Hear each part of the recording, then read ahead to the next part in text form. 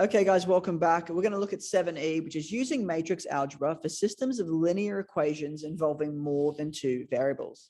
Now, if we come down here to chapter 6B specifically, then we look at the same idea here in 6B, but this time we do something called Gaussian elimination or Gaussian elimination, where we'll do this without kind of using any technology and kind of look at ways to solve these equations. For today's lesson, though, we're not looking at the tech-free way of solving. We are just simply going to look at how we can do this by using our calculator and following on from 7D. So if I come down here to example 11, it says use matrix methods to solve the system of three equations in three variables, or a system of linear equations. In this case, I have three variables.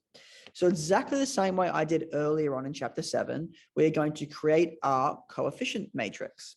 So our coefficient matrix this time is going to look like 2, 1, 1. In this row here, you might notice there's no x term. So you'll think of that as being 0, lots of x, which is just 0 for the coefficient, 3, 4.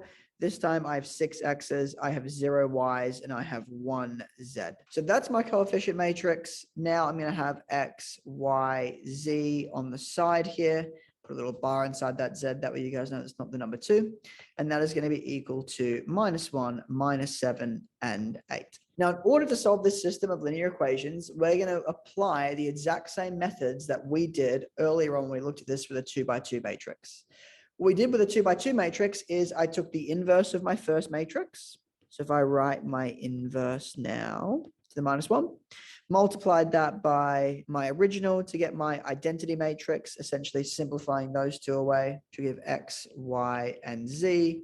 Balancing both sides, I have my inverse 2, 1, 1, 0, 3, 4, 6, 0, 1. Multiplied by -1, -7, and 8. So that is my new system of equations. Again, I know this part here is going to simplify down. In the exam, I actually don't need to write this step at all. I can simply just write this line here and you'll get full marks.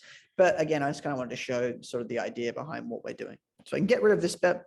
And what I'm going to be left with is this calculation here. Now, finding the inverse of a 3x3 matrix, we're actually never going to need to know that skill. So the way we can do this in a tech-free way is we're not even going to be finding the inverse. We're going to do a totally different process, like I said, which is called Gaussian elimination. So for this, we're simply just going to pop that in our calculator and get our solutions that way. So if I now define my new matrix, this is also going to be a 3x3 matrix.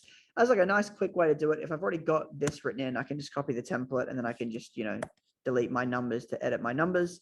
Or just to remind us how we can do it, I click my templates button, I click on my 3x3 matrix, and I can adjust my rows and columns based on what I need. In this case, I want a 3x3. That is going to be 2 using tab 1, 1, 0, 3, 4, 6, 0, 1. So I've got my matrix. Now I'm going to take the inverse of that. So make that to the -1. And I'm going to multiply that by, again, I need my templates option here. I want 3 rows, but I just want 1 column this time. So I'm going to times that by -1, -7, 8. If I click enter, I get 1, -5, and 2. That means x equals 1, y equals -5, and z equals 2. That's the solution to those 3 kind of simultaneous equations that I've done. So really, when I'm solving this type of question, I'm doing simultaneous equations. I've always really done it with x, y, but now I've done it with x, y, z. So I've just solved 3 equations using 3 variables in 3 different dimensions on a graph, and I've got my 3 solutions relatively easily.